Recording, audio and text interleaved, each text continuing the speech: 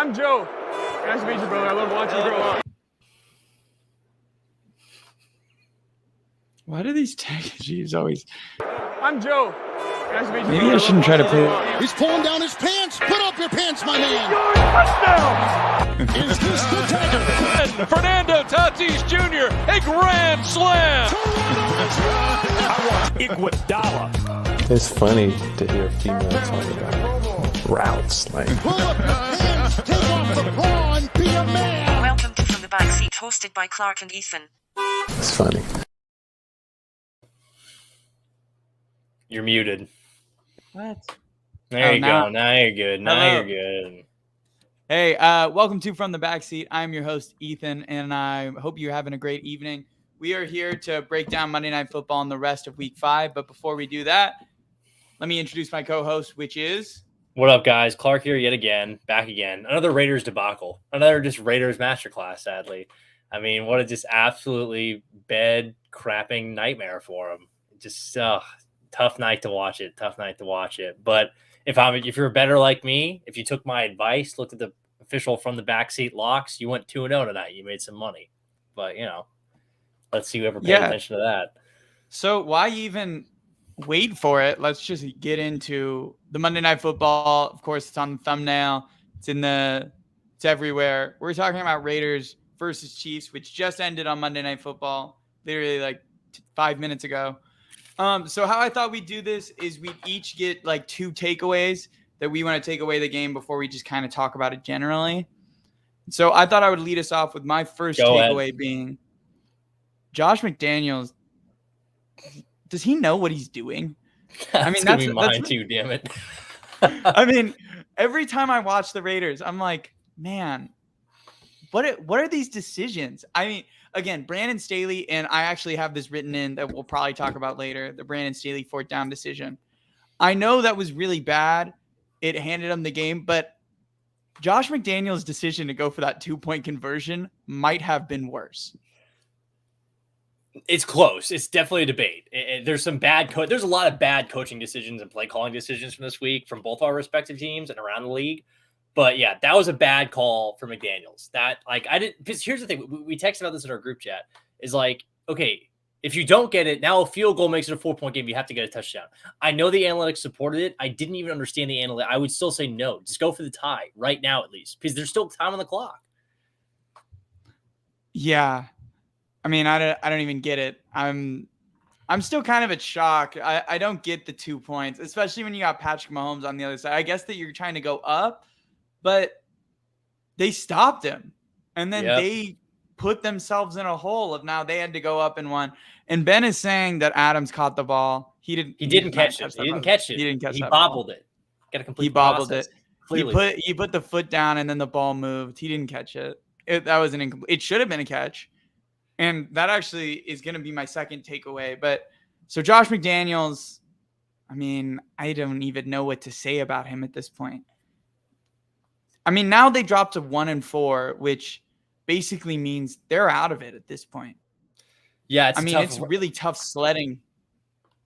I mean, I think 2-3, it's doable. 2-3, I still think it's really doable. The AFC is not like it's still figuring itself out in a lot of ways right now. 2-3 is fine. 1-4, I think, is a death sentence. I don't see how they climb back out of it. I really don't. This was a huge opportunity blown tonight if you're Oakland. That's the thing. I mean, I'm sorry, not Oakland, if you're Vegas. Jesus Christ, I would get that. If you're Vegas, because you had 17-0 in Kansas City, you had an opportunity to make a big statement, and you completely floundered it. It makes it tough. 1-4, I don't see him coming back. Yeah, no, it's really tough. I mean, it's not a good look at all. No, I mean, sitting at 1-4, especially with they got another game versus the Chiefs, another game versus the Chargers. I don't know. Another game against Denver. Denver, I don't worry. Denver sucks. But Denver, I don't worry about all that much. But, I mean, again, they're sitting in a really tough spot. I don't know how much of the NFC West they've played yet either, because they haven't played San Francisco yet. They haven't played the Rams yet. See, that's the thing, too, I think, when we talk about McDaniels. I just think he gets outclassed by a lot of head coaches pretty easily when you stack up who's left. I don't know who he's going to outsmart a lot. he's more likely to outsmart himself than he is to outsmart an opposing coach. I mean, again, and I told you going into the season, this was my whole thing with the Raiders. I like what the roster is offensively, except Darren Waller's now hurt. I feel like Renfro's been MIA. Adams had 2 big plays, and really outside of that was obsolete. It was Josh Jacobs doing a lot of the heavy carrying tonight. But Josh McDaniels is my biggest concern. It's like, what are you going to do? This is it. So that's all you got. Yeah. It's really tough. I don't know what they do. So, It's not a good look right now. Not a good look at all. I would say if I had to give my first takeaway from it, of everything that we watched last night, is just don't bet against Patrick Mahomes in primetime. I mean, it really at any point. I mean, you saw it with Kansas City tonight. I mean, this is a guy that down 17-0. I texted you guys 14-0. I was like, they're still winning this game. There's not a doubt in my mind they're still winning this game because it came down to, I think there's a couple questionable decisions going back to McDaniels. When Oakland decided to kick the field goal to go 17-0, I was like, that was a mistake. You got to go for the dagger. You can't play around with them. So my takeaway is like Kansas City, it's been a known, but if you are up against Kansas City, you have to keep the gas pedal down. You can't outshoot Mahomes, I think, in a lot of times. It's very rare. It takes an extreme set of circumstances, and the Raiders did not have that extreme set of circumstances tonight. No, not at all. I mean, it's a bad look where the Raiders are at. I mean, they should have won that game. They should have won that game. If you're up 17-0, I really don't care where you're at. You have to win that game. They should have won that game, and they let that one slip through, and now their season is basically over in week 5. No, I don't know if has there ever been a team that started 1-4 and gone to the playoffs? I don't know if there has. I don't know. I know one 0-4 team that ended up making it to the playoffs, but 1-5. You still don't know why people are down on the Chiefs. I never understood that either. I think the whole time going into it, you still had Patrick Mahomes. You still had the best coach in the NFL, not offensive-minded coach in the NFL. This team was always going to be good. They're still the class of the AFC West. I mean, I would argue it's close, but not that close. I think as some people might have thought it would be at this point. But yeah, that's just the way it is right now. For Oakland, again, Vegas this season, I think is done. I think that's it. I think they probably will kick around. They will probably win a divisional game in there against someone when you really don't need them to. But Vegas, for all intents and purposes, is done because in my mind, I feel like the offense is inconsistent. I feel like everything just about them is wildly inconsistent, and you can't win with that. You need some sort of consistency somewhere, and they don't have. Yeah, the only thing they have consistent right now is Josh Jacobs is playing incredibly well. He's playing at a really high level. But the thing that's crazy about that is he's playing at such a high level, and they still don't seem to be able to open that, which should help them open up the pass game more. It really should, and it doesn't feel like it is right now. Like again, they had 2 huge bombs to Adams, but it wasn't like some sort of massive explosion offensively for the Raiders. I felt like, especially in the second half. I mean, they had the long bomb, and that was just about it. I mean, they had a lot of weird play calling. Like on that final drive, I get that Josh Jacobs was working, but why are you running the ball? You put yourself in such a tough spot. And then I don't get it on you're at 4th and 1. You've been running the ball so well. I get that it's really close, but why are you trying to heave it deep there? No, that's another thing with play calling wise. There isn't some sort of an outlet. There isn't some sort of a dropout. There isn't somewhere we can go short. And then they run into each other. Is there a more Raiders thing to happen than those two running into each other? I don't know. It was really bad. But I'm going to say my second takeaway because it has to go along with that is Davante Adams does not look as dominant as he did in Green Bay. Davante Adams, right. Well, he still looks good, but in my mind, he is not the best receiver in the league right now. I mean, it could be a usage thing, but Davante Adams in Green Bay probably would have made that catch. And there's probably no doubt in my mind. And it might be Aaron Rodgers is locating the ball better, but I just don't. There's nothing about Davante Adams' game right now where I feel like he's being super dominant. He disappears for large parts of games. He was used early, played really well. Then Derek Carr had to go throw 2 underthrown balls, which I want to address Andrew from Drew Code Sports Talk saying, maybe Carr is doing this intentionally. No, he's not. No, he's not trying to do that. I think he's more joking, but yeah, he's not trying to do that.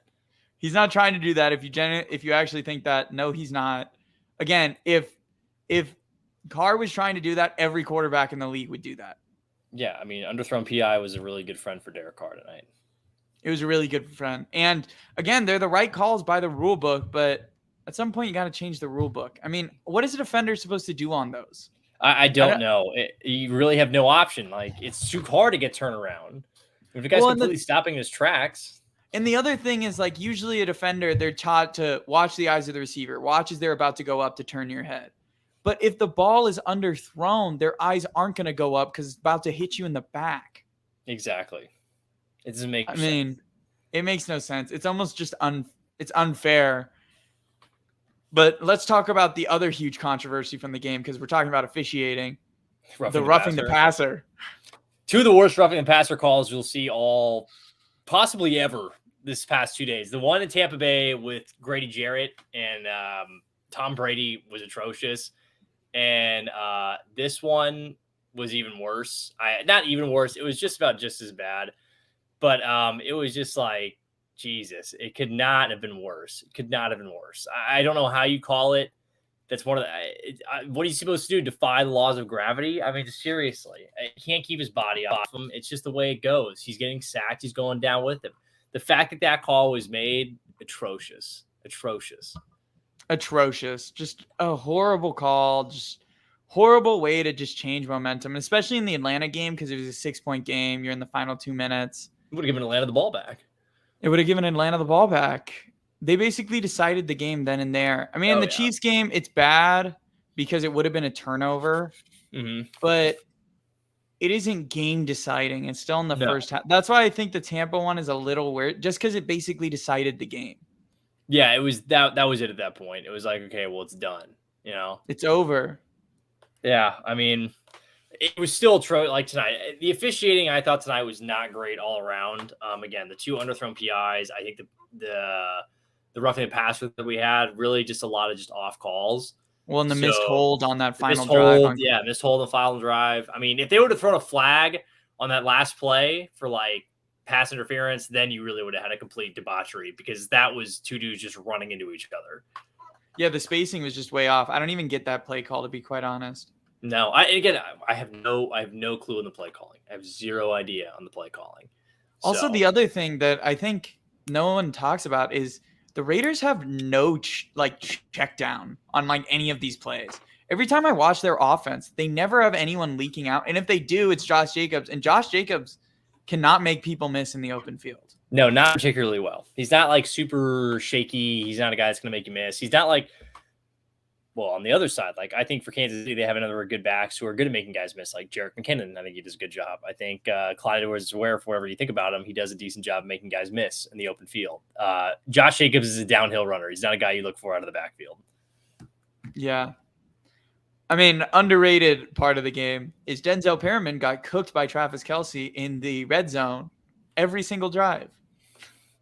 Why is it even a matchup?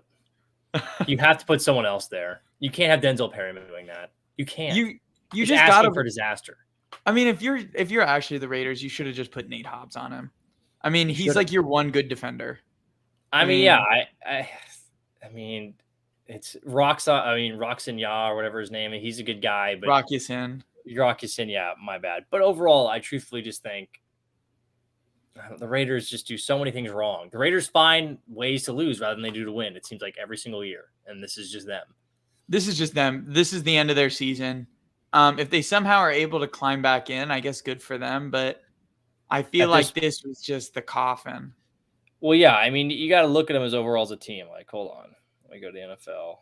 I mean just looking at they've lost to, I guess you could say, 4 good-ish teams. But, I mean, they lost to the Chargers. They lost to the Cardinals. They lost to the Titans, and they've lost to the Chiefs. I mean, they're losing a lot of close games. They have a -5 point differential on their wins and losses. So, you know what's actually shocking to me, truthfully? There's only about 6 teams in the AFC that have a plus winning differential right now on their points, plus points differential. That's wild to me.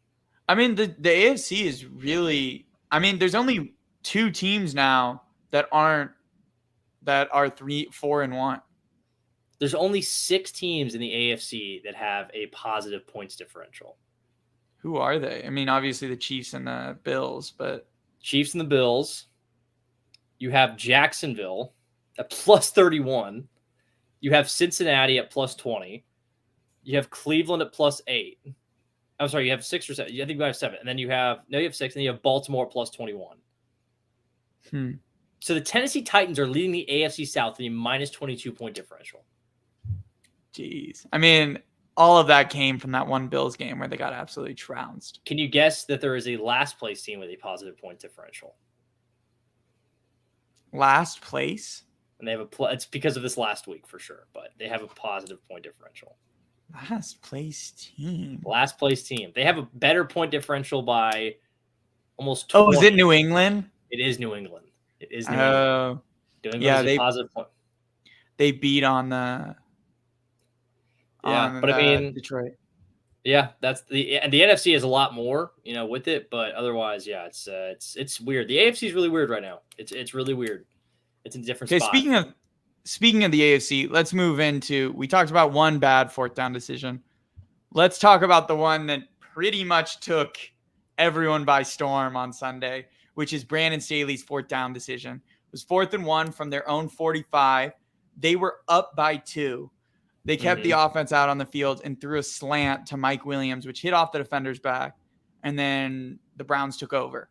So, Clark, now having a day past it, do you still feel like it was the wrong decision? Do you still feel like it was as dumb as you felt as it was happening in the moment? What's your reaction? I still think it was just about as dumb as it gets. That was very stupid in my mind. I understand, again, the analytics suggests to go for it there. You can end it there. But I don't really care what the analytics say in that point. I don't understand.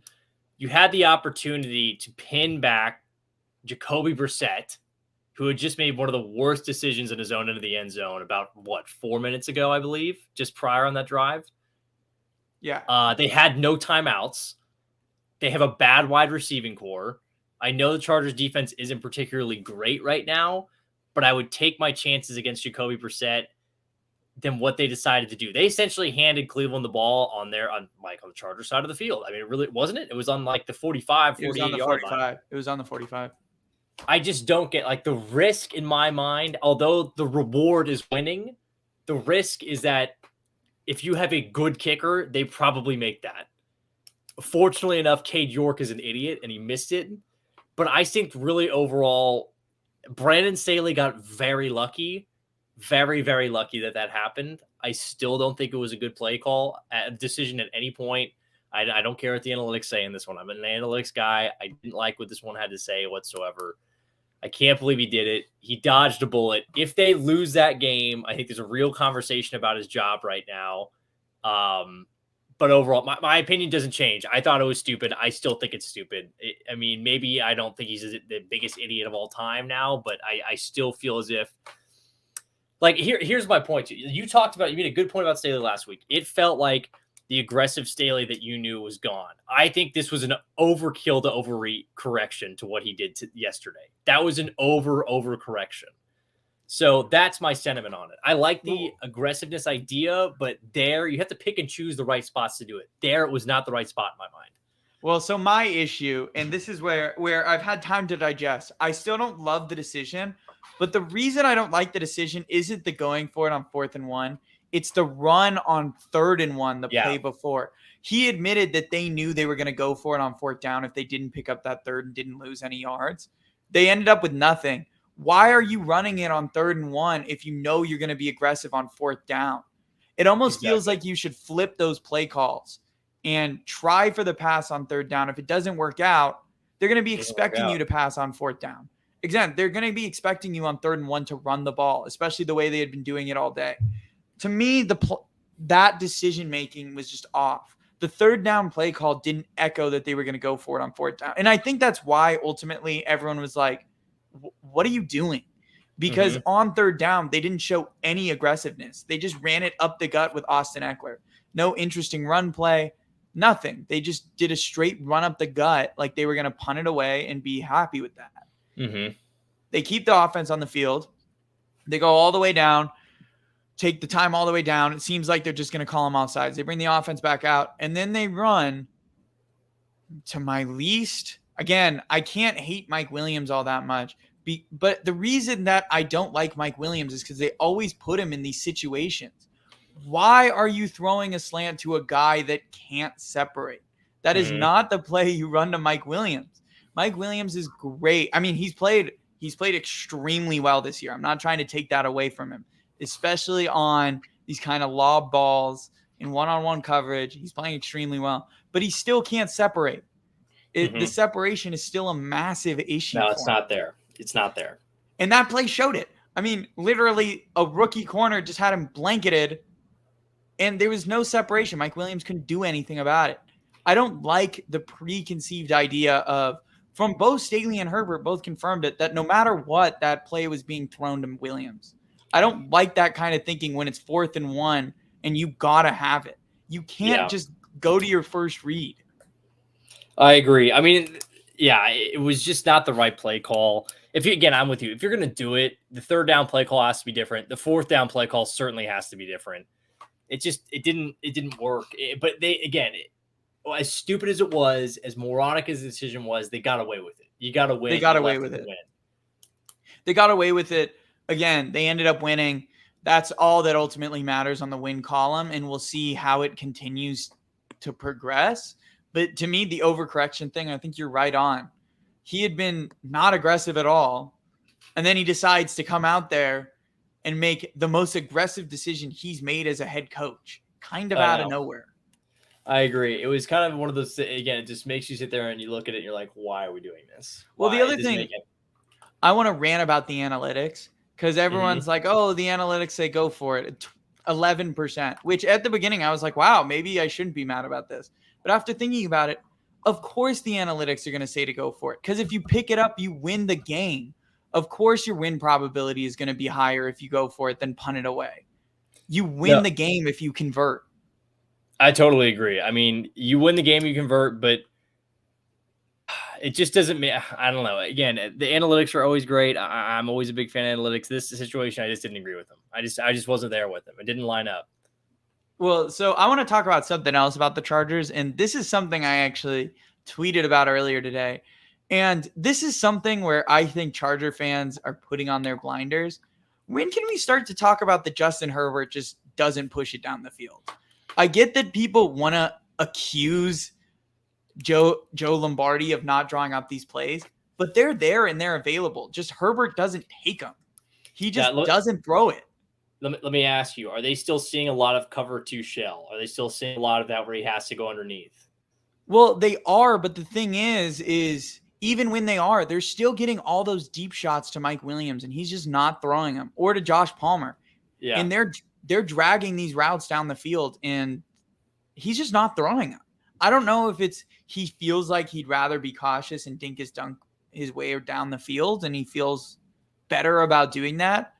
But at some point, you have to stop blaming the play caller when the quarterback is not executing the play.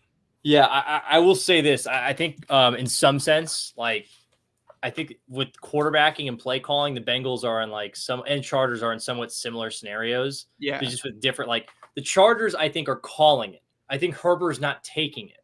That's what I think. I think with the Bengals, they're not calling it, and Herbert's forced to check. Burrow's checking down to everything because he doesn't have the routes called for him.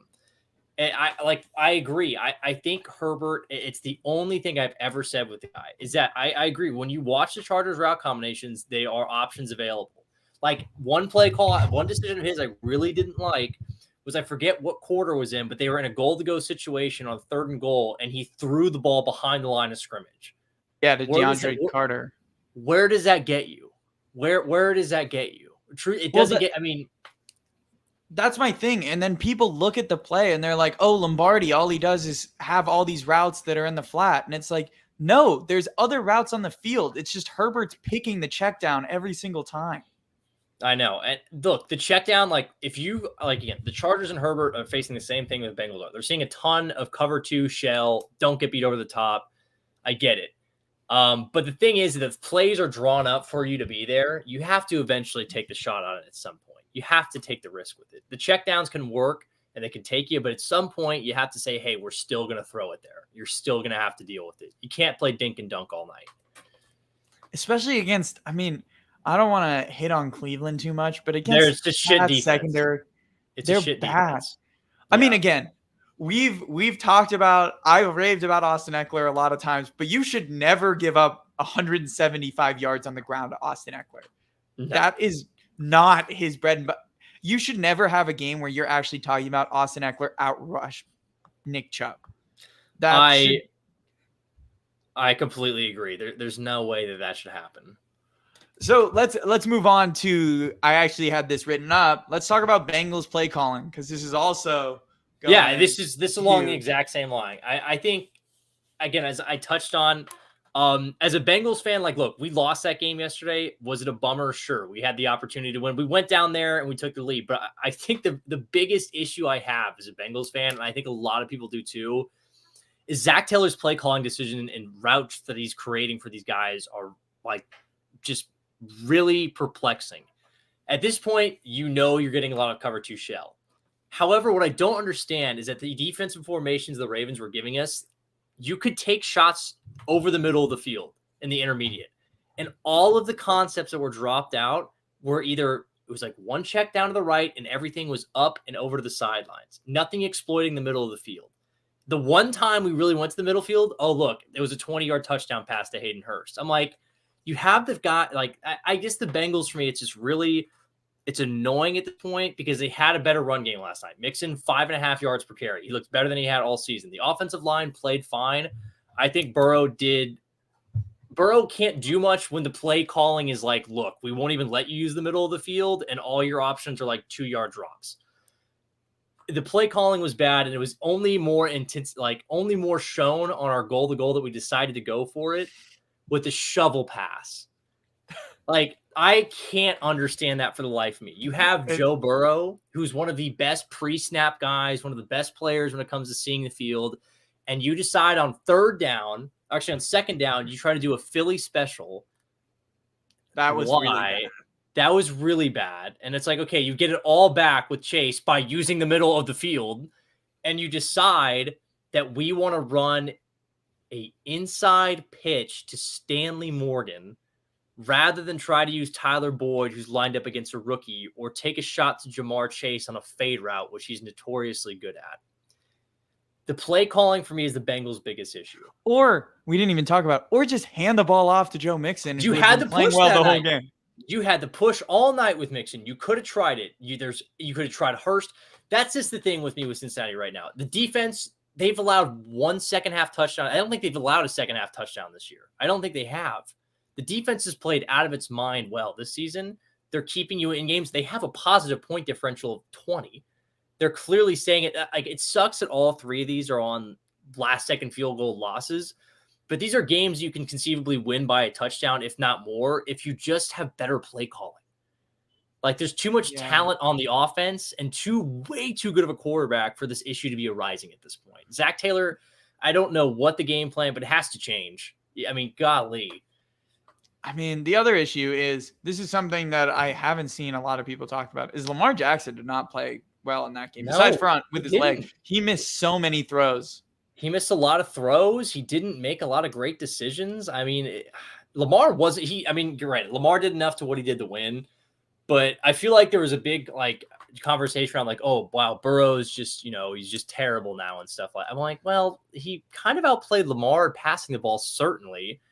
I mean, it's just, I don't know. For both those guys, they're both really good. But, yeah, Lamar did not play particularly great. But, again, for me as a Bengals fan, I'm not super concerned. There's a lot of the talent on the offense I think will eventually show up. But Zach Taylor's got to figure it out. I mean, you have far too much talent on this team to be dealing with this. And I don't know if there's been discussions about giving up play calling. I know Brian Callahan has a lot of say in the offense. But that's the big – like, that's just what sucks. That the defense is great. You're actually getting good play from the offensive line in my mind. And for some reason, we have really bad play calling. That shouldn't be the part that's missing here in year 4 for Zach. For sure. I want to highlight one question as we move into our just general week 5 recap. Ben is asking you to roast the Steelers. Why don't you talk about your opinions of Kenny Pickett? So here's the thing. Kenny Pickett's teammates suck. I think the Steelers, they quit this past game and they just let the kid get hit. Like the fact that he had to stand up for himself at some point should tell you a lot about the Pittsburgh Steelers, where they're at right now. Cam Hayward going on Twitter and just retweeting some bullshit about Mike Tomlin. If you really want to come at Mike Tomlin, that's a joke. He's carried that organization for over a decade now. The biggest problem I have with the Steelers, their play calling sucks. The offense is exactly the same that it is right now that it was with Mitchell Trubisky. Granted, Pickett's playing better, and while I think Pickett's still doing okay, I have, again, never in my life seen a franchise of fans coddle a quarterback more. I'm not going to sit here and lie to your face and say Kenny Pickett's been really impressive and good over the first 2 weeks. He hasn't. If they had, they would have scored more than 3 points last week. Buffalo is still missing injured players on starters. They got absolutely laughed out of Buffalo. I think really at this point, this might be the end for Tomlin in Pittsburgh. And if that is the case, it is the end of a Pittsburgh Steelers era, I think, as you know it, because of how much he has held up that franchise. I think Pickett's just okay. At this point, I think Pickett's just a guy. I haven't seen any flashes in him like superstar potential that have maybe like really jumped. Just been like some good throws. Offensive line is atrocious. The defense still isn't particularly, like, without TJ Watt, the defense isn't good. The Steelers, I think right now are in a really bad spot. They're in a terrible spot, but who knows? And for me, it's humorous. It is funny. I enjoy it. So yeah, Pittsburgh, we'll be seeing you, bud. They're not in a good spot. I mean, George Pickens does look good. I will give them credit for that. Yeah, Pickens looks good, but the problem is they don't even treat their wide receivers with anything. They don't give them anything. Their offensive play calling is so bad. Everything about that team is really bad right now. Everything. I mean, they're just a bad team. I mean, right now they would have. Would they still have the number 1 pick in the draft? After yesterday, they would have. No, because Houston beat the Jacksonville Jaguars. Yeah, no, you're right. They have the tie too. So yes, I believe. Well, because it would be the Raiders now. They're 1-4. Yes, that would be it. I would agree. I think that would be it. Yeah. Also, I want to go on a rant about something that I saw on Twitter today. It was from Cardinals fans that were saying basically the Eagles can't be contenders because if they had not missed that kick, then the Eagles would have lost, which, first of all, the game would have went to overtime. So I don't even understand where this argument is coming from. And second of all, the Eagles have been dominant in every single game. Again, they're 5-0. People keep talking about, are they going to be the Cardinals of last year? No. They're a much more talented team than the Cardinals were last year. They're a better coach team, too, by the way. They have a way better head coach. Way better head coach. I don't think people want to discredit the Eagles all they can, but I don't think people are giving Nick Sirianni the credit that he deserves. After last year, when they started off horribly and they were a pass-heavy offense and it didn't work, and he just moved it to a run-heavy offense in the middle of the season. And then this year, everything on offense works for them. Again, If you look at their play chart, it looks so boring. It's just screens out to the outside. There's not really big plays, but they move the football so well. Again, to any other offense, you'd be really bored by it. But with their personnel, it really works.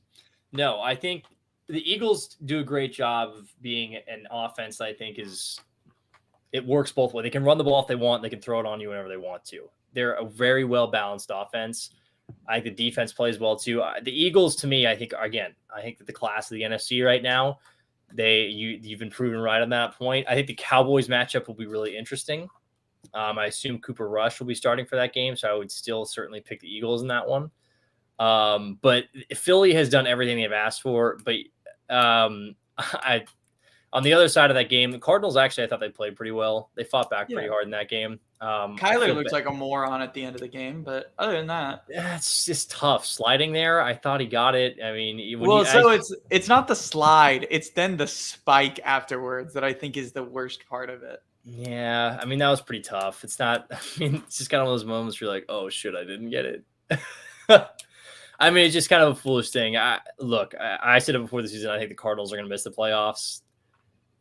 They're looking like they're teetering on one. Like, because there hasn't been any times where I've watched a Cardinals game and like, wow, they really showed something. This looks like the old Cardinals. Hasn't happened. So this looks like, I mean, they get D-Hop back. That could be big. But ultimately, what's outside of D-Hop? AJ Green's so washed. I love him, but he's so washed. Rondell Moore doesn't even catch balls beyond the line of scrimmage. Marquise Brown is just. Marquise Brown's good. I mean, that can be a good one too. Yeah, but should he have gotten traded for a first-round pick? Well, absolutely not. But that's a different discussion. So, yeah. Can we? There's one player I really want to talk about because we talked about him last week. But Gino Smith. Gino Smith looks great. That's crazy. He made some really high-level throws in that game. That one that he fit into Lockett over everyone. Yeah, I mean, that's not the one I'm thinking of. It's the DK Metcalf where he's rolling to his left and he kind of just dropped it into the bucket. Does Seattle look like a playoff team? I don't know. They look really good. I mean, now with Rashad Penny's out the year, so I think that Kenneth Walker. Really they just took Kenneth Walker. I know, but Penny has looked really good so far. Yeah. Well, let me ask you this. What about the team on the also, other their side? defense is really bad. Yeah, the defense is terrible. What do you think about the Saints on the other side, who they played? Again, it's hard to figure them out because Seattle's defense is so bad. I think they've played the last 2 weeks that they've been in. They've played really bad defenses. I know. That's where Vikings and Seattle. I thought getting Taysom Hill involved was really smart, but I don't think that many teams are going to be bad against Taysom Hill like that. Do you keep Andy Dalton at the helm, or do you give it back to Jameis Winston? I think he's looked better than Jameis, but that's not saying a lot. It's not saying a lot. I mean, they play the Bengals next week. I think the Bengals definitely take care of them there for sure. But I'm not impressed by the Saints. I don't think the Saints are anything impressive. I mean, now, for me, it's the Giants. I think the Giants are a playoff team at this point. Giants. I mean, the NFC East. I mean, good God. I mean, who would have thought the 3 teams in there would have 4 wins at this point of the season? 4 plus. Good for them. I mean, the Washington Commanders are hot garbage, but other than that, it's so funny. You see Ron Rivera's quote today. They asked him like, "What's the difference? Why aren't you guys form one?" And he said, "Quarterback." Yeah. But he ended up explaining. I mean, it sounds really bad, but he ended up explaining it as like, "Oh, these other teams have had time to build chemistry, like with their offense." Well, then don't say quarterback as your original answer. That you could have saved so many headlines.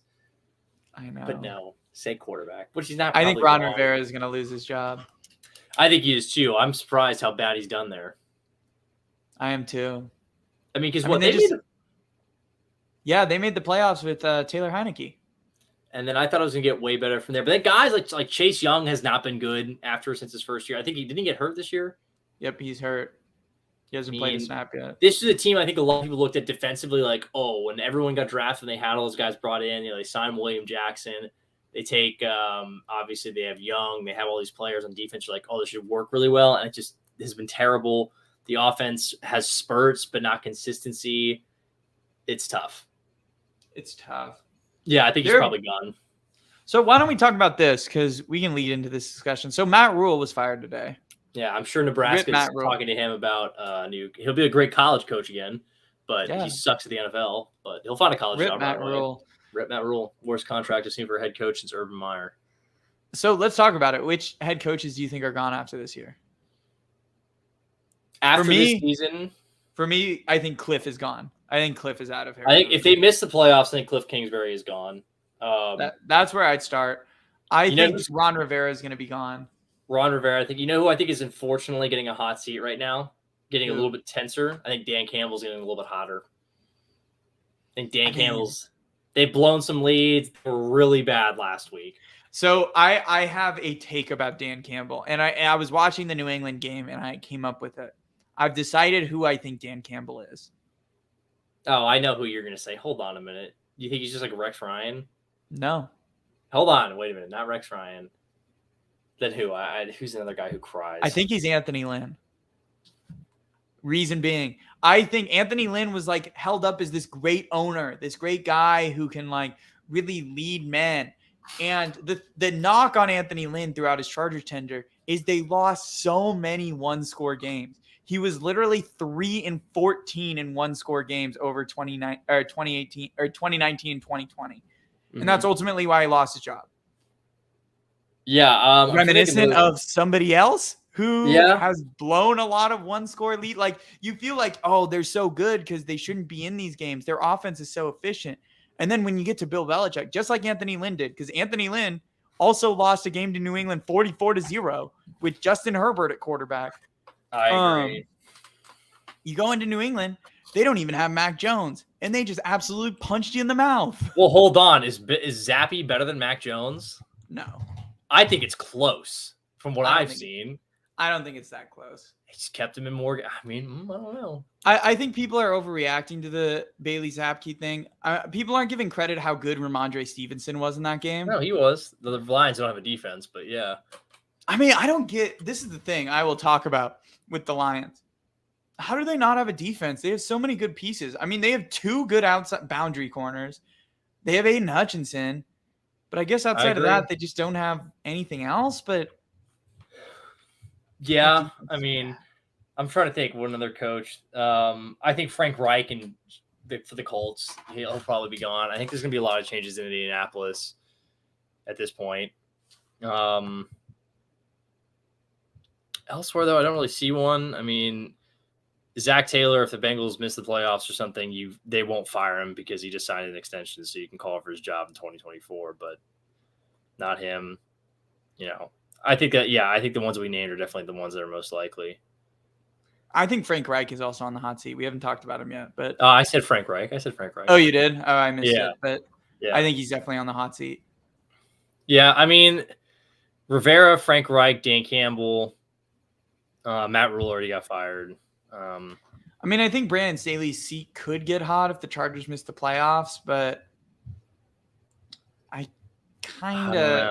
honestly feel like Staley, and now that we're like talking about it, the Bengals have similar coaching points at this point. Like, I don't think Taylor's gonna be gone this year. I don't think Staley will be gone this year, but I think if the year after things continue, then both of them would probably be gone. Yeah, I think so too. I think Staley right now, he's in a weird, because the expectations are so high, they should be good, but like, you look at it and they're sitting at 3-2, which most of the rest of the league is. They should have beat Kansas City probably.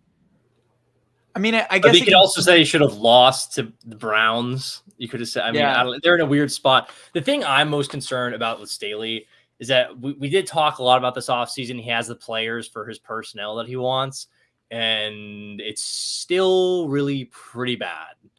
Yeah, I mean, that's my thing I do not understand the Lombardi hate. How can you knock? It was the 5th best offense in the league this year, and it's just as efficient this year. And yet everyone calls for his head after every game, and you don't stare down the barrel of the defense, which currently has given us the most points in the league. I completely agree. I mean, it's like, you just watch it with Nick Chubb. I mean, when the Browns ran the ball, it was like, oh, we just won't stop that. Actually, we just won't do it. The only way they stopped is if we're like, fine, you can pass it, but we have to just send everyone. So see, that was my thing with JC Jackson of like, I'm not gonna ring the bell yet of like, he's washed, he's not good. Because of the way the Chargers are playing defense in that game, you can't really credit him because they pulled their safeties down into help on the run game pretty much every snap of that game. So they were pulling both down. They weren't playing any too high looks. And so JC Jackson was basically on an island on a bad ankle. I agree. Against one of the best route runners in the league. Yeah, I mean, it's I don't know. The Staley thing is, Lombardi, I understand why he gets a hate. I would be more inclined to go after Staley, though, for a lot of this stuff.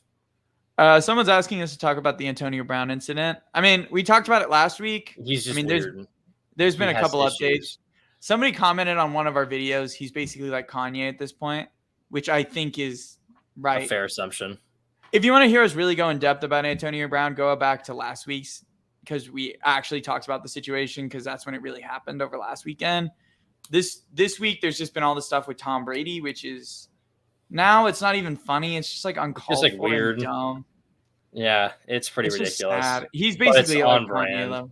It's on brand. He is basically. Is there anything else about the NFL you want to talk about? anything else you want to cover? What about Trevor Lawrence? We both said he was top 10 and does not look top 10 anymore. We said he was trending towards top 10. However, last week proves otherwise. A little bit of quick on the jump the gun. A little quick. We got excited. Quick. But again, this is what happens. It's like week 5 again. Like this is week 5. Yeah, like but now takes can kind of solidify. Oh, this is the one thing I wanted to say, and I want to take my victory lap here for a minute. So I've already taken my victory lap about the Giants one. The Travis Kelce GOAT tight end one. I feel better and better about that every single day. People still call me out. The one again, everyone basically called me out and said there's no way, is when I said Patrick Mahomes would fall out of the top 5. I am absolutely wrong on that one, and I will take all the heat because that was a bad take. Mm-hmm. But the Travis Kelce GOAT tight end. Certainly. I mean, Kelce at this point looks like it's going to be him. I mean, tonight was ridiculous. It wasn't even like a big receiving yardage night. It was just a guy who caught 4 touchdowns and couldn't be stopped in the red zone. Nope. So, I mean, he is just a monster, but this is what you want to expect of them. Yeah, I don't know if I have any like big victory lap takes at this point. They're probably more in baseball than they are in anything else. Let's talk about it. The Padres beat the New York Mets. Yeah, so as I said on this podcast, as I said, they would do that because the Mets are immune to success, and because the Padres matched up well against the Mets.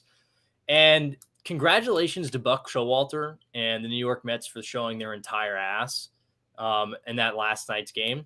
Do you know how pathetic it is, and it speaks to how bad of a performance it has to be for your team when you're getting absolutely carved up by Joe Musgrove and you have to go out there and request that he be checked for a substance, and then it comes out you're wrong? I think Gary Cohen made a great point on the New York on the SNY last night he's the Mets play-by-play guy. It was embarrassing. It was very desperate. And on top of that, if you are going to go out there and do that, you better be right. You better be right about it. And he wasn't. And then guess what? Musgrove pitched even better. For the Padres overall, what I saw from them was probably some of the best baseball they've played all season. Guys like Trent Grisham had better approaches than I'd seen all year. The bottom of the lineup, Nola, Kim, Grisham, everyone produced. You had great defense over at first base from Will Myers. Everything about that team looked different than what I had saw at any point of the season. It was huge. And going back to game 1, like Josh Bell, huge to get that home run.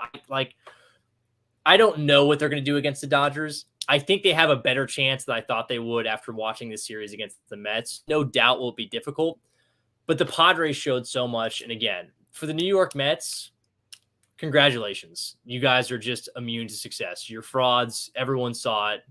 There's a reason that Atlanta was better all season. That's why I said they were. Deal with it. Enjoy. I hope everyone enjoyed the subway ride home. And by the way, last thing I'll say to the Mets, you couldn't even sell out that game. You didn't even sell out game 3. What a load of crap. You couldn't even sell it out. Unbelievable. Deserved to lose that game 10 times over. Yep. So luckily the Padres now get to live another day and get to play the LA Dodgers. That's all you get. That's all that matters. Again, win or lose, I think you look at this season as a success. Oh, yeah. Whether they lose to the Dodgers here, you look at it. I mean, they beat an 100-win team. They went into their stadium. It took 3 games, but they beat them. They went up against Jacob deGrom, who played extremely well, but they beat Max Scherzer. Lit up Max Scherzer. They embarrassed Max Scherzer.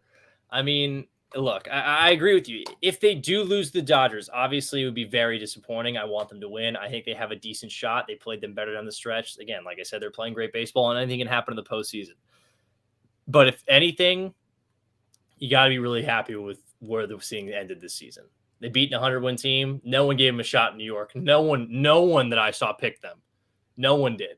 And they proved everyone wrong. But again, I think they have a good shot, not a great shot, but a decent shot against the Dodgers. We'll see how it goes, but very, very happy as a San Diego fan. That team showed a lot. And if there was ever a question, I know the Padres don't like they put C patches on anyone, but Manny Machado should have probably a captain's patch on his left chest. And the fact that anyone thought that Eric Hosmer was some sort of leader on this team, give me a break. Give me a break. Yeah, totally. Give me a break. I mean, Another thing to talk about, which we can get into, is Ben Verlander today picked every single matchup wrong. And I guess he did it last year too. So he's currently 0-8 in first round picks, which I don't even get how you do that. Yeah. So again, Ben Verlander, thank God your older brother's Justin and a Hall of Famer, because you should be unemployed from what you do. Your USA Today article in Japan where you basically claim that everyone loved you and praised you, and then you can't even predict simple games right. It's a joke because you're a joke. So that's what happens. So, but yeah, I mean, that was atrocious, laughable. Again, I think I sent you a tweet like Ben Verlander should be unemployed. How do you get every single one wrong? I don't understand. Yeah, that's my thing. How do you get every single series? And he's done it 2 years in a row. Like, it's almost like he's trying to get them wrong. You would think so. But like, again, I like even walking through it mentally, I don't know how he saw that happening. Why he thought all of those games were good. In the Cleveland series, they were two very similar teams. Cleveland had better pitching, better starting pitching, certainly. And I thought a better offense. They had a higher run scored per game than Tampa Bay. I could have been hitting 6-hole for the Tampa Bay lineup. And going through the other games, Padres matched up well against the Mets. St. Louis' number one starter was Jose Quintana. You have to be kidding me. Mike Michaelis was the guy you were sending out there with your season on the line. I picked the Phillies in that one.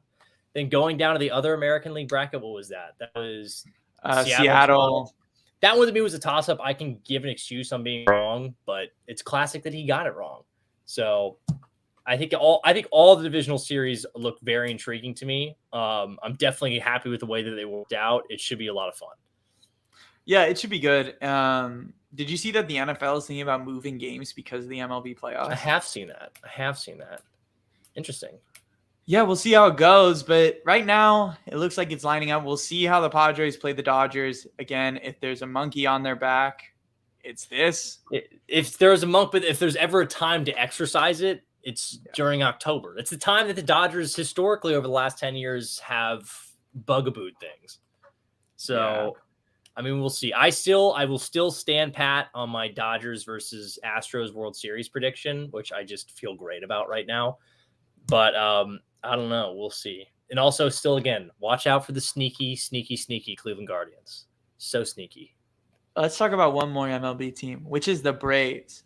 Somebody needs to give like an ultimate award to the Braves front office. I mean, how do they keep? They signed. Well, Spencer Strider was another 6-year, like $80 million. Something like that. It was like, I think it was 8 years, $100 million. Look, Spencer Strider, NL Rookie of the Year this year. He's probably going to win a Cy Young in the next couple. You now have him, Max Fried at the top of your rotation. They'll get Soroka back.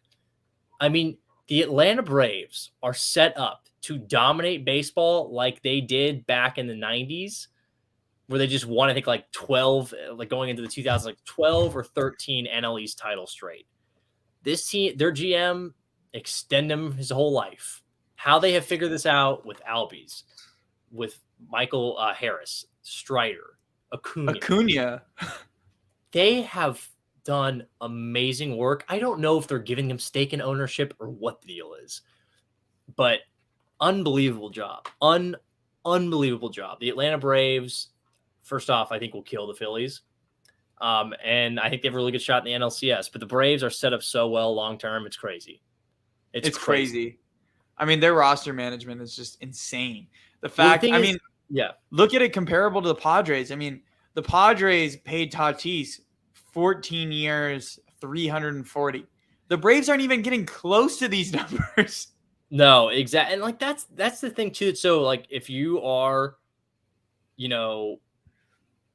Atlanta, here's the thing you have now. Not only do you have this massive like core of great players, you have saved so much money. You can drop a bag on 2 huge free agents if you want to.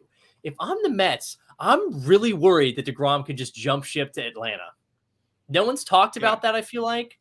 They can drop everything on him. I know Steve Cohen's got a bag himself too, and he's ready to spend cash. But honestly, DeGrom could be kind of ready to get out of New York, and maybe Atlanta's the spot it happens at. I mean, if he goes to Atlanta, then you're talking. They have the best starting pitching in the league, and it's not even particularly. I think they have the best team in baseball in the league at that point. Yeah, if they have DeGrom. If you had DeGrom, If you are talking about a 1 through 4 that you would conceivably, I know he's coming off injury, would be Mike Soroka as your number 4. You would have DeGrom, Max Fried, and Spencer Strider. Strider hasn't pitched in the playoffs yet, but I don't know what team beats that in the playoffs. Please, someone tell me that. It's combined with an offense that just constantly hits. Like, I know Freddie Freeman's an MVP caliber player at first base, but let's not pretend that Matt Olson didn't just have an amazing year for them and he's getting paid less. So it's like, it's crazy what they're doing over there. No, it's crazy. Their roster management is insane. Like, if they somehow like sign Dansby Swanson on the cheap, I'll be like, what are you guys doing to these dudes? Are you drug inducing them before they sign the contract? I just think they're really good about once a player is breaking out, They just get it done. They just get it done. I think there is truth to that. They did it with Albies and Acuna right away. They saw the writing on the wall. They didn't let them see more of what they'd be worth. They just got it done. I mean, again, to those guys, to anyone, it could be me. If you handed me a contract for $90 million when I'm 21, I would be like, yeah, okay, I don't care. Like, I'm not going to think about my future value of what I could be. I'm not going to think about the $100 million. I'm thinking about the $90 million in front of me right there. And they've capitalized on that. The other thing is they can probably make the argument to these players of, hey, you can still get paid again. Yeah, hey, like we paid you all this guaranteed money until you're 28. I mean, look at Aaron Judge. At 31, he's about to get a 10-year deal and blow it out of the water. It'll actually be a really interesting MLB offseason. I mean, because you have the potential of like multiple MVP. Like, you'll have DeGrom going. You could possibly have Judge leaving somewhere. It'll be wild. So one thing I want to bring up before we go, and this is a football thing, but it has to relate to these contracts, is one thing that was brought up with Matt Rule being fired is coaches' contracts are guaranteed, but NFL players' contracts are guaranteed. And MLB contracts are guaranteed.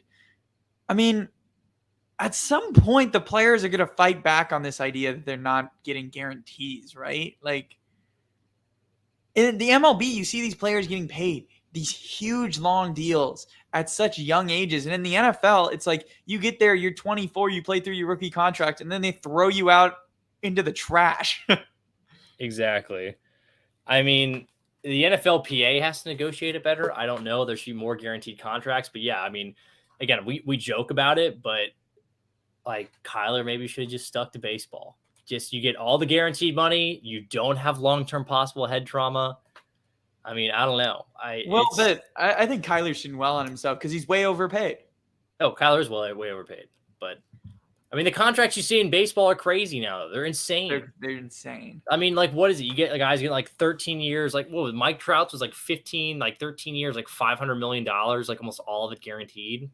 I'm like, that's the thing. It's the difference in guaranteed money. I mean, the NFL just has... They can cut you whenever they want, basically. No, and it'd just be done with you. But baseball, or they can trade you. I mean, look, the Panthers are about to go into a fire sale and like trade everyone mid-season. Panthers are a joke. They're so bad. Baker Mayfield's not better. Baker Mayfield's the same thing as Sam Darnold. I actually think Baker might be playing worse than Sam did last year. I think he might be. Baker, I don't think he's going to have a job next year. I think he might be out of the league next year. He'll be a backup maybe, but certainly not a starter. He looks terrible. I don't know if he'll be a backup because he's such a distraction. He's one of those players that like random people like for some reason because he's in commercials that they'll always be calling for him to come in as soon as your quarterback struggles. It would suck. But man, wouldn't that be wild? You have a great career as a college football commentator. Like RG3. Except RG3 actually had like a really good season. Baker never had one. I don't know. The league's in disarray right now. But I just wonder at some point if the NFL is going to start to see these ideas of what like is happening with the Braves and maybe just other teams. I'm saying this in general of like, why don't more teams besides for quarterbacks sign players early that they feel like they're really developing? Oh, I agree. Like they always just let them go into their like a player that's kind of fringe. They never sign them to cheap just as a cheap extension. They always let them get to free agency and then have to give them a bag. Can you negotiate with a guy until a certain year in the NFL, or do you have to wait like 2 seasons before you can start contract extensions? You have to wait 2 seasons because all these quarterbacks. That's why Joe Burrow and Justin Herbert are about to start. Yeah, I know. I'm just like, why is that like a rule? Why don't they just do away with the rule? Yeah, I don't know. I don't know why you can't. That's a dumb rule. I think it's a dumb rule too. Yeah, why would you want? If you could extend a guy, why wouldn't you just do it as soon as you possibly want? Like, what does it matter? What does it matter when you can start? And I guess the idea is then players they're not getting taken advantage of. But I think there's a lot of players in the league that would probably prefer to get all this guaranteed money up Right front. away. Yeah. No doubt. Because, I mean, you have one bad season and you went from a Pro Bowler to like nothing. I would agree.